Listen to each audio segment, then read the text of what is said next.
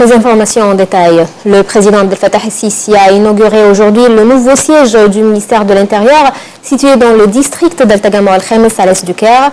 Plusieurs hauts responsables ont assisté à l'inauguration du nouveau bâtiment, dont le Premier ministre Cherif Ismaïl, le ministre de la Défense Sidqi Subhi et celui de l'Intérieur, le général Magdi Abdel Ghaffar. À cette occasion, le chef de l'État a donné ses directives concernant la nécessité de baisser le nombre des soldats chargés de sécuriser le siège du ministère de l'Intérieur dans le but de réduire les dépenses. Selon le président el-Sisi, cette mission pourrait être accomplie par le biais des systèmes modernes et avec l'aide des étudiants de l'Académie de police.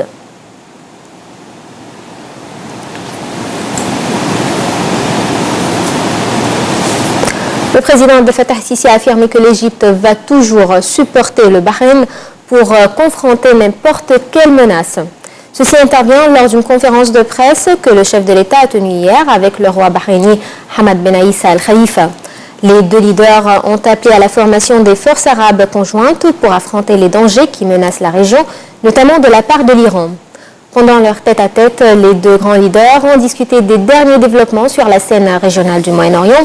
Les deux chefs ont également évoqué un nombre de questions d'intérêt commun, notamment dans les domaines de l'économie, du commerce et de l'investissement, ainsi qu'augmenter la coopération pour combattre le terrorisme. A noter que le président Abdel Fattah el-Sisi a décoré le roi Hamad Ben Aïssa Al Khalifa de l'ordre du Nil. Les deux leaders ont assisté à la signature d'un nombre d'accords de mémorandums d'entente, ainsi que la signature d'un programme exécutif pour la coopération dans le domaine de l'éducation. Au cours de cette visite historique du roi bahreïni, le roi Hamad a visité la mosquée d'Al-Azhar et il a rencontré le grand imam d'Al-Azhar, Ahmad Al-Tayyib. Le cabinet ministériel présidé par le chef du gouvernement, Cherif Ismaïl, a tenu aujourd'hui sa réunion hebdomadaire pour discuter d'un certain nombre de questions politiques, économiques et sécuritaires. L'un des dossiers épineux que les ministres ont discuté lors de la réunion, le contrôle des prix des denrées essentielles que doit imposer le gouvernement sur les marchés afin de garantir l'abondance des produits alimentaires avec des prix raisonnables au cours du mois du Ramadan qui tombera le 6 juin.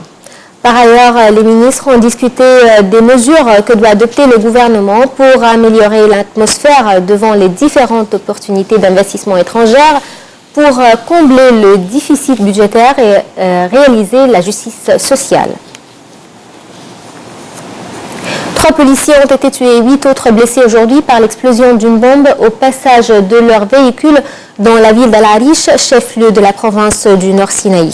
Le ministère de l'Intérieur a déclaré que les blessés ont été transportés à l'hôpital militaire d'Al-Arish. L'attentat n'a pas encore été revendiqué.